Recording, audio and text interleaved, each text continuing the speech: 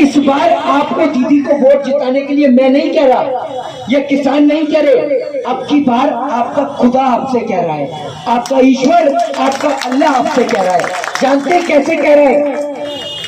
कहते हैं कि वो अपने फरिश्तों को भेज देता है, तो वैसे ही इस बार उसने आपको रमजान के पाक महीने में मौका दिया है कि आप जैसे रमजान में अपने घर की सफाई करते हैं, तो अब की बार अपने वोट के माध्यम से बंगाल की गंदगी का सफाया करें। तो आप एक बार इतनी तेजी से बताइएगा कि आवाज दिल्ली बॉर्डर पे डटे किसानों तक पहुंचे कि बंगाल से भाजपा और आरएसएस जैसी गंदगी का आप सफाया करेंगे या नहीं। आप अगर इस देश के अंदर किसान को सड़क पे बैठना चाहते हैं देखते हुआ, तो आप बेशक जिताइए बीजेपी को। अगर आपके लिए आपकी बहन बेटियों की इज्जत और आबरू प्यारी नहीं है, तो बेशक जिताइए बीजेपी को। अगर आपके लिए हिंदू और मुस्लिम नफरत अहमियत रखती है, तो आप जिताइए बीजेपी को। अगर आप हिंदुस्तान को गुलाम बनाना चाहते हैं, तो जिताइए बीजेपी को। अपने बच्चों से अगर आप रिक्शा चलवाना चाहते हैं, तो बेशक जिताइए बीजेपी को। लेकिन अगर आप हिंदुस्तान को दोबारा गुलाम होने से बचाना चाहते हैं, तो आपको इसी हावड़ा स्टेशन से प्रधानमंत्री नरेंद्र मोदी को स्टेशन से गुजरात के लिए रवाना करना होगा। ये बात आपको और हमें एक साथ मिलकर प्रण लेना होगा कि मुझे माँ गंगा बुला रही है, कभी कहते हैं माँ जमुना बुला रही है।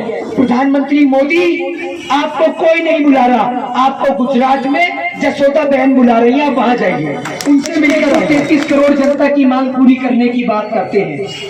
कहां से मांग पूरी करेंगे भैया? आपने जिस बिचारी की मांग भरी, उसकी मांग पूरी नहीं कर पाए, तो हमारी कहां से करेंगे? मोदी जी की पार्टी में एक से बढ़कर एक बहरूपी है, आप ये समझिए। इस बड़े से बड़े चिड़िया खाने में आपको एक से बढ़कर एक आवारा पशु मिलेगा। ये इतने बड़े आवारा पशु हैं कि एक उत्तर प्रदेश का मुख्यमंत्री है अपराधनाथ ढोंगी आदित्यनाथ, वो भैया नाम बदलने में लगा हुआ है। बंगाल आ गया है, बंगाल का नाम बदलने को कह देगा, शायद कंगाल रख दे, और नाम नहीं बदलेगा, आपका बटुआ भी कंगाल कर जाएगा। ये बात ध्यान रख लीजिएगा। आज आप लोग कहते हैं ना बड़े प्यार से, खूब भालो छे दादा, खूब भालो, खूब भालो, तो ध्यान रखिएगा, ये भालो के लायक आपको छोड़ेगा नहीं। ये वो हालत आपकी बना देंगे कि आप 2 टाइम की रोटी के लिए, ताने ताने के लिए मोहताज हो जाएंगे। और ये इसका नमूना आपको कोरोना के दौरान दिख चुका है कि क्या हालत हुई थी। बेचारा मजदूर सड़क पे लाचार और असहाय खड़ा हुआ था। देश के अंदर बहन बेटियां सड़क पे बच्चों को जन्म दे रही थी। क्या आप चाहते हैं कि दोबारा से बहन बेटियां सड़क पे बच्चों को जन्म दें? और एक बात मुझे बताइए, अगर मास्क लगाने से कोरोना दूर होता है, बताइए ना आप मुझे। आपने देश के अंदर कहा कि थाली बजाइए, थाली बजाने से कोरोना भाग जाएगा। अगर थाली बजाने से कोरोना भागे, तो देश की 133 करोड़ जनता तसला पीट दे, और मास्क लगाने से कोरोना भागे तो मैं तिरपाल बांधूंगा। और जब मास्क है तो 2 गज दूरी किस लिए लिए, और लॉकडाउन होता है तो वैक्सीन किस लिए, और वैक्सीन है तो देश के अंदर दोबारा से लॉकडाउन किस लिए? अब तो वैक्सीन आ गई ना, तो लॉकडाउन क्यों लग रहा है दोबारा? बताइए ना, डरते हैं क्या किसान से? आप ये सोच लीजिए कि सरहद में डटा किसान, सरहद में किसान का जवान बेटा डटा हुआ है, और दिल्ली बॉर्डर पर देश का किसान डटा हुआ है। ये किसान मर जाएगा लेकिन कभी नहीं उठेगा, क्योंकि वो इसलिए नहीं उठेगा क्योंकि ये लड़ाई अब देश के किसान की नहीं, देश की 133 करोड़ जनता की है। ये लड़ाई अब टीके या टोपी की नहीं, ये लड़ाई हिंदुस्तान की है। और अगर आप हिंदुस्तान में भारत माँ से प्रेम करते हैं, और अगर वाकई इस मुल्क से प्रेम करते हैं, और इस मुल्क के खातिर आपके पूर्वजों ने अगर अपना रक्त बहाया है, तो ध्यान रखिएगा, उनके उस रक्त को कभी शर्मिंदा मत होने दीजिएगा। उनके खून को कलंकित मत होने दीजिएगा, उनके रक्त को अपमानित मत होने दीजिएगा, वरना आपको कभी बीजेपी को जगह दे दी ना तो पूरे देश में कोई ऐसी जगह नहीं बची जहां कोई महिला आवाज उठा सके। भले ही उत्तर प्रदेश में झांसी की रानी रही हो, लेकिन असली झांसी की रानी आपके बंगाल में है, जो ममता बनर्जी है। दिल्ली में पॉल्यूशन फैलेगा, सैटेलाइट ये बता देगा कि आप और हम कहाँ बैठे हैं, मुकेश अंबानी के बाहर वो गाड़ी किसकी खड़ी है, लेकिन सैटेलाइट आज तक ये नहीं बता पाया कि वो पुलवामा में गाड़ी किसकी थी। आप और हम एक बैरिकेड लगाकर ना, देश की राजधानी का एक रिवॉल्वर लगाकर एक बैरिकेड क्रॉस नहीं कर सकते। बैरिकेड का मतलब एक पुलिस के पास से नहीं निकल सकते एक रिवॉल्वर लगाकर। और उन्होंने जम्मू कश्मीर के अंदर 350 किलो आरडीएक्स और जेलेटिन लेकर कैसे घुसे, पूरा देश जानना चाहता है। और वो इसलिए क्योंकि उसके अंदर शहीद होने वाला किसी नेता की औलाद नहीं, मेरे देश के किसान की और देश के मजदूर की औलादें थी, जिनकी माएं आज सीने पे पत्थर रख के रो रही हैं। उनकी मां इंसाफ चाहती है, और इंसाफ जब मिलेगा जब आप और हम एक साथ खड़े होंगे, एक साथ डट के खड़े होंगे। जय हिंद, जय भारत। पॉल्यूशन हो जाएगा। बकरा ईद पे कहते हैं बकरा मत काटो, तो भैया सारे त्योहारों पर क्या इंसान दारू पी के मनाए? दारू पी के पड़ा रहे बस है। इनके नेता और इनकी नेताइन तो भले कोकीन खा लेती हैं। इनकी नेताइन अभी कोकीन के साथ में पकड़ी गई थी, कोकीन खाते हुए पकड़ी गई थी। तो आप सोचिए कि बंगाल का माहौल किसने खराब करा है? इनकी कोकीन खाने वाली नेताइनों ने खराब करा है। एक दीदी है जिनसे डरते हैं, समझ रहे, उनको कोई नशे की जरूरत नहीं है। उनको नशा है तो सिर्फ एक चीज का, वतन का, हिंदुस्तान का। उन्हें नशा है हिंदू मुस्लिम सिख ईसाई एकता का। और ये नशा देश के 133 करोड़ जनता के दिल में वो कायम करना चाहती हैं, जिससे ये लोग डर रहे हैं। अरे हवाई चप्पल कुछ दिन के लिए चोटिल क्या हुई, ये समझ रहे थे कि बंगाल से हवाई चप्पल गायब हो गई। अरे भैया, ये हवाई चप्पल जब गाल पे पड़ती है ना तो इतनी तेजी से पड़ती है कि बंगाल को बेचने और बांटने वाले लोग बंगाल में दूर दूर तक नजर नहीं आते। समझ रहे? अगर बंगाल के लोग प्यार से मिठाई खिलाना जानते हैं ना, तो हिंदुस्तान को बांटने वालों को, हिंदुस्तान को तोड़ने वालों को भी मुंह तोड़ जवाब देना भी जानते हैं। समझ रहे? अगर ये बंगाली कहता है ना खूब भालो, खूब भालो कहता है ना दादा, खूब भालो, चाहे बड़ा हो छोटा हो कहीं से भी आए, कहता दादा ठीक है, हाँ खूब भालो। तो ध्यान रखिएगा कि अगर ये दादा इतने प्यार से कहता है ना, तो ध्यान रखिएगा ये उन दादाओं को भी मुंह तोड़ जवाब देना जानता है जो दादा भेष बदल के आ रहे हैं। असल में वो दादा कम और देश के जैसन ज्यादा है, अंग्रेजों के दलाल और मुखबिर ज्यादा है जो भेष बदल के घुसे हैं। जिस तरीके से हर गंजा चाणक्य नहीं होता, उसी तरीके से हर दाढ़ी बढ़ा लेने वाला रविंद्रनाथ टैगोर नहीं होता। और प्रधानमंत्री मोदी जी की दाढ़ी से चाइना या पाकिस्तान डरा हो चाहे ना डरा हो, लेकिन हमारे किसान आंदोलन में डटे सिख भाई और मुस्लिम भाई की दाढ़ी से प्रधानमंत्री मोदी जरूर डर गए, ये ध्यान रखिएगा। हाँ, और ये कितनी भी कोशिश कर ले, कितने भी प्रयास कर ले, ये क्या जानते हैं हिंदुस्तान के बारे में? इनकी औकात है हिंदुस्तान को पढ़ने की? ये अगर मीर उस्मान अली के बारे में पढ़ ले तो इनको समझ में आ जाएगा कि कौन थे मीर उस्मान अली। मीर उस्मान अली वो थे जिन्होंने अगर 5 लाख रुपए अलीगढ़ मुस्लिम यूनिवर्सिटी को दिए तो 10 लाख रुपए बनारस हिंदू विश्वविद्यालय को भी दिए। समझ रहे? वो थे मीर उस्मान अली। मीर उस्मान अली वो थे कि जब 1962 के अंदर चाइना से हमने लड़ाई लड़ी तो हमारे पास पैसा नहीं था।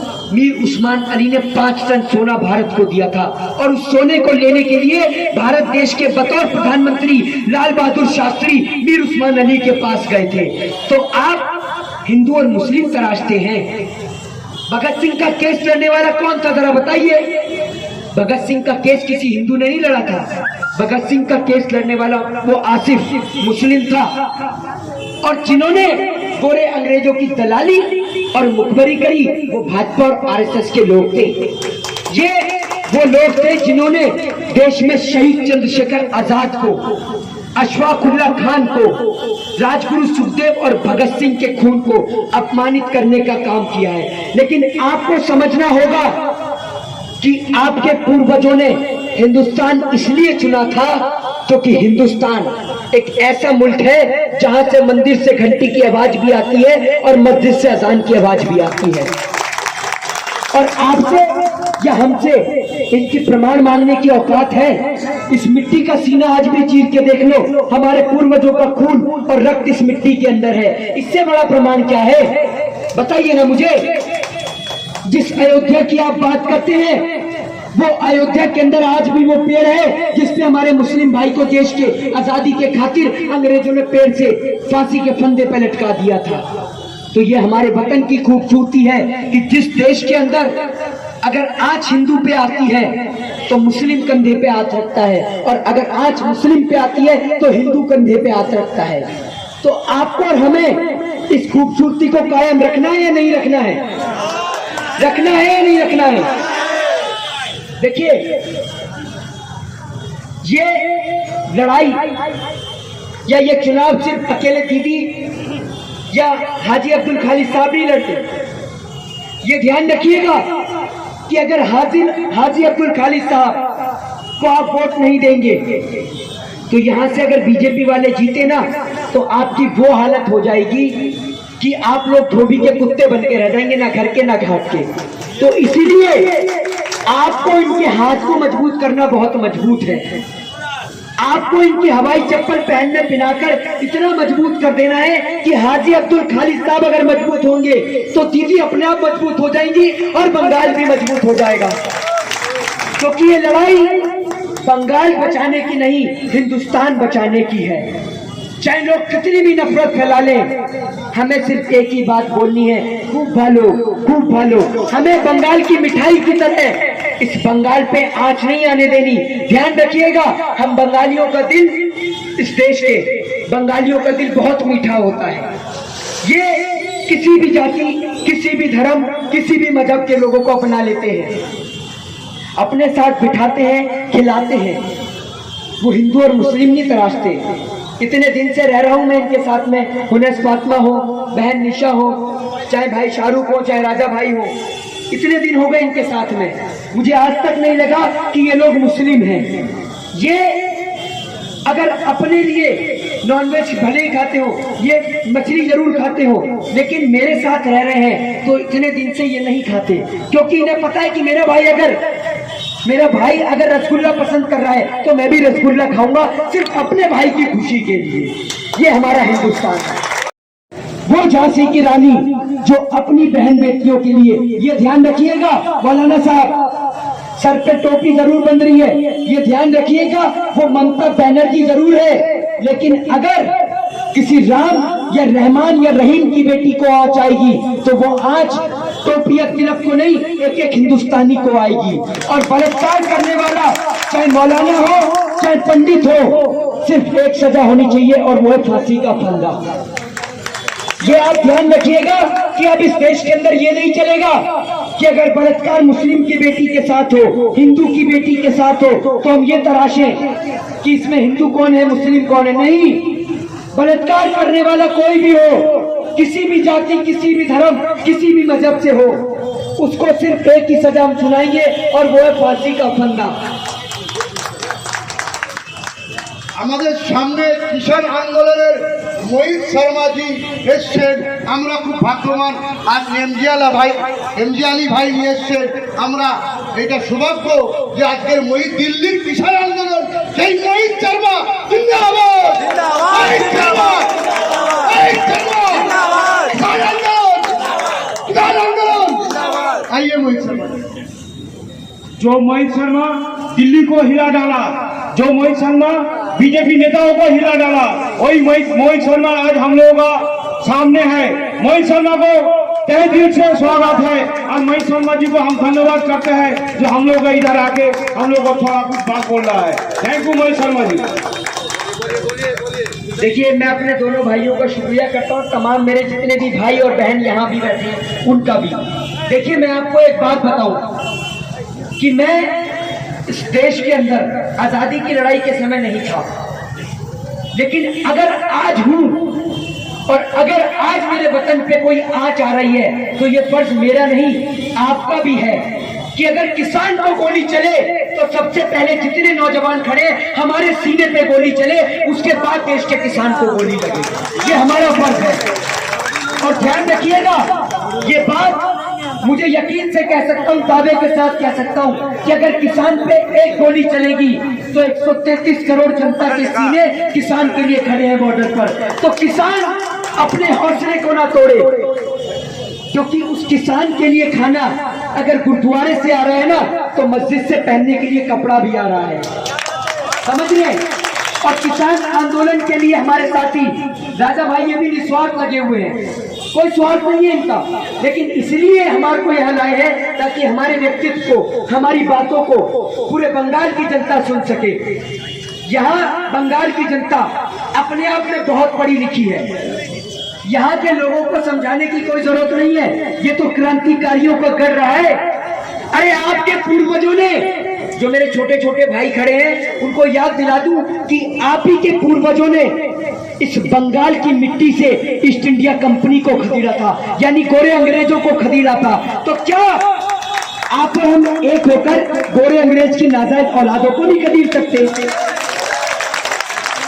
ये आज हमें मजहब के नाम पर, जाति के नाम पर बांट रहे हैं। ये ऐसे लोग हैं जो अपनी पार्टी में, अगर इनकी पार्टी में कोई मुस्लिम आ जाए तो कोई दिक्कत नहीं, इनकी पार्टी का कोई नेता अपनी बहन बेटियों की शादी मुस्लिम से करा दे तो वो लव जिहाद नहीं, लेकिन अगर आप और हम कर दें तो लव जिहाद है। हम पाकिस्तान चले जाकर रोटी भी खा लें तो भी दिक्कत है, ये बिरयानी खा लें तो भी दिक्कत नहीं है, समझ रहे। देश के अंदर कुछ ऐसे नेता हैं जो अपने आप को ज्यादा ही तेज समझते हैं, वो उनका नाम तो मैं नहीं लूंगा क्योंकि नाम बोलने पे मना। और कपड़े आप देख रहे होंगे, अक्सर मैं इस वेशभूषा में नहीं रहता, ये बात किसी को नहीं पता ही, यहाँ तक कि जो मेरे साथ रहते हैं उन्हें भी नहीं पता। तो भाई आप सुनिए कि क्यों पहना है। कपड़ों के पीछे भी नोटिस इस देश में आता है, ये बात मैं आपको आज बता दूं। कपड़ों के पीछे कि भैया आप राजनीतिक पार्टी को सपोर्ट करते हैं, तमाम तरीके के calls, CBI, ED, narcotics department कि आप यहाँ क्या कर रहे हैं। सीबीआई और ईडी और हमारे देश के तमाम प्रधानमंत्री मोदी, गृह मंत्री, ये लोग यूं तो कह देते हैं कराची से दाऊद को पकड़कर लाएंगे। आपसे देश के बलात्कारी पकड़ने की औकात नहीं है, आप कराची से दाऊद को लाएंगे। ये लोग इलेक्शन कमीशन के जरिए कि हम भड़काऊ भाषण दे रहे हैं, मतलब देश के लोगों को जगाना भड़काऊ भाषण है। पर आपकी जो दिल्ली के अंदर कपिल मिश्रा क्या करता है, जो पूरी दिल्ली को जला के राख कर देता है। दिल्ली आज तक ठीक से नहीं खुली है, आज तक जब से दिल्ली में दंगे हुए हैं। इन लोगों का काम ही यही है मेरे भाई कि हिंदू को मुस्लिम से लड़ाना, मुस्लिम को सिख से लड़ाना। हिंदू धर्म के अनुसार माँ काली को भी बकरे की बलि दी जाती है, समझ रहे आप। लेकिन अगर वो बकरे की बलि दी जाए तो ठीक है, लेकिन अगर मुस्लिम बकरे की बलि दे दे तो भैया गलत है। तो ऐसा नहीं होना चाहिए।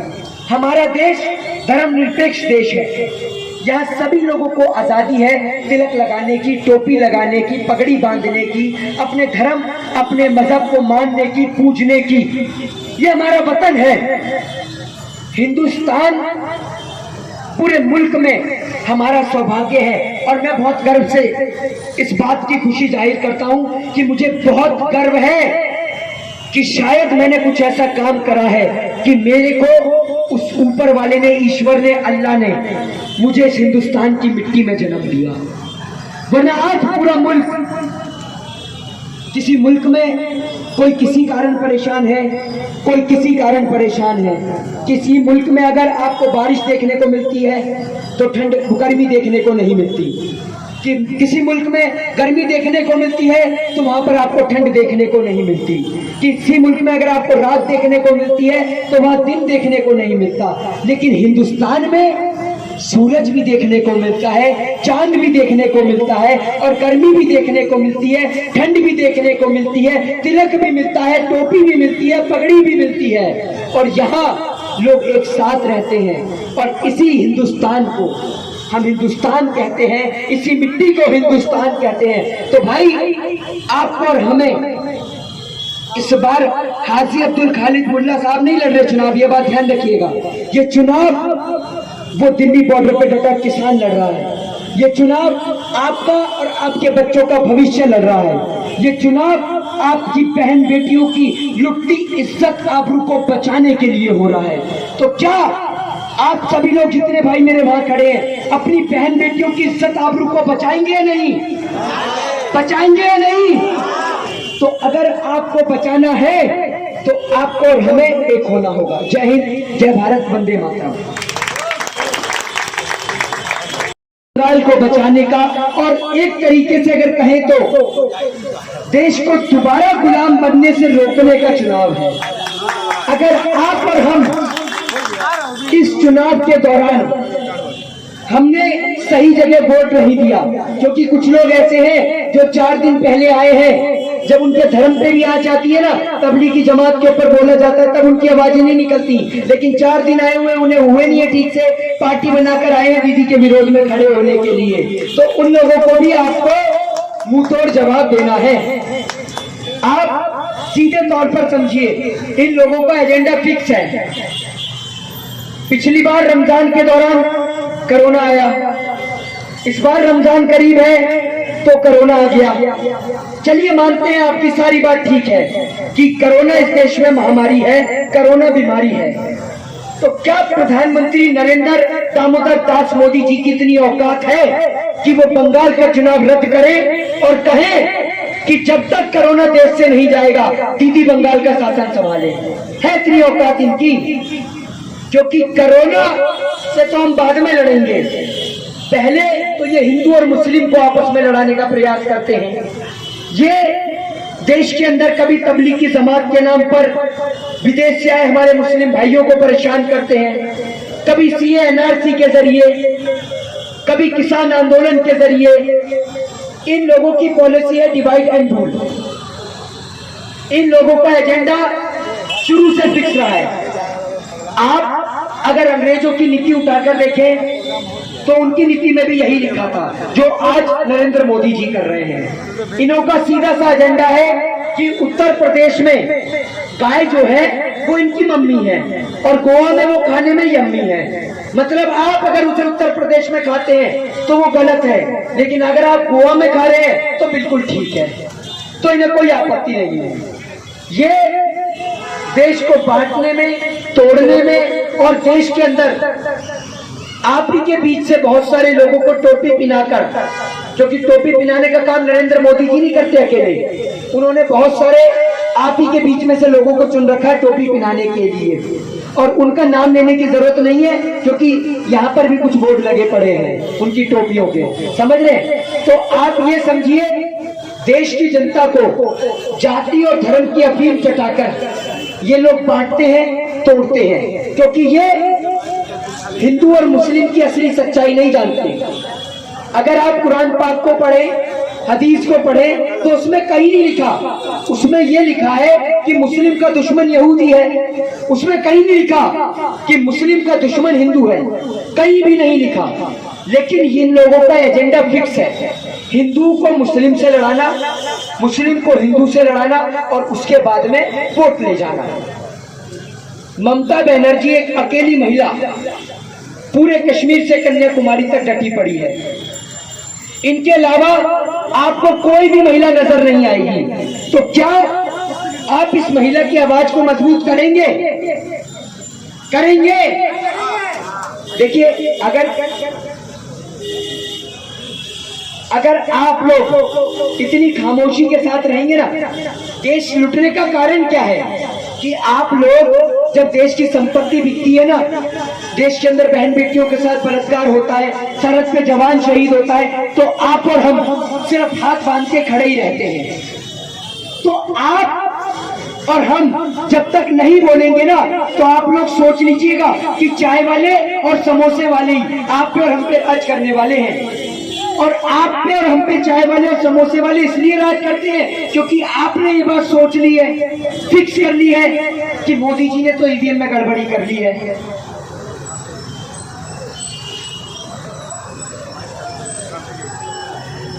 क्योंकि आप लोगों ने सोच लिया है कि भैया ईवीएम में गड़बड़ी है, ईवीएम में माना गड़बड़ी है, इस बात में कोई दो राय नहीं है। लेकिन आप ये सोचते हुए कि देश की संपत्ति बिक रही है, आप चुप रहे, मौन रहे, बोले ना, तो ये भी तो सरासर गलत है। क्या आप अगर रिक्शा चलाते हैं तो आप कभी चाहेंगे कि आपका बेटा रिक्शा चलाए? चाहेंगे क्या? आपसे नहीं बोला जा रहा। चाहते हैं क्या आप अब भी नहीं बोल रहे हैं। इतनी बार पूछने के बाद आप नहीं बोल रहे हैं। यही हमारे देश की गलती है। देश गुलाम जानते हैं क्यों बनता है? वो इन्हीं कारण से बनता है। अंग्रेजों की औकात नहीं थी कि इस हिंदुस्तान पे कब्जा कर ले, लेकिन आप और हम में से भी कुछ लोग ऐसे थे जो अंग्रेजों की दलाली और मुखबरी करते थे, जो आज बीजेपी के अंदर है। आप और हम इस देश में क्यों नहीं एक हो सकते? जब इस देश के अंदर कांग्रेस और शिवसेना एक हो सकती है, बीजेपी और महबूबा मुफ्ती एक हो सकती है, तो क्या हिंदू मुस्लिम सिख ईसाई एक नहीं हो सकता? नहीं हो सकता क्या? तो आपको हमें किस बात का डर है भाई? ये बताइए ना, क्या आपको तकलीफ नहीं होती इस देश के अंदर जब आपके भाई तबलीगी जमात के लोग वहां विदेश से आते हैं? मेरे को तकलीफ होती है क्योंकि उसमें बदनामी मेरे हिंदुस्तान की है, इसलिए मुझे तकलीफ होती है। आपने बोला अपने भाई के लिए एक बार भी, ये बात ध्यान रखिएगा कि हमारे देश की खूबसूरती है दिवाली और रमजान। तो अगर दिवाली पे आ जाए तो रमजान वाले खड़े हो जाए, और रमजान पे आ जाए तो दिवाली वाले खड़े हो जाए।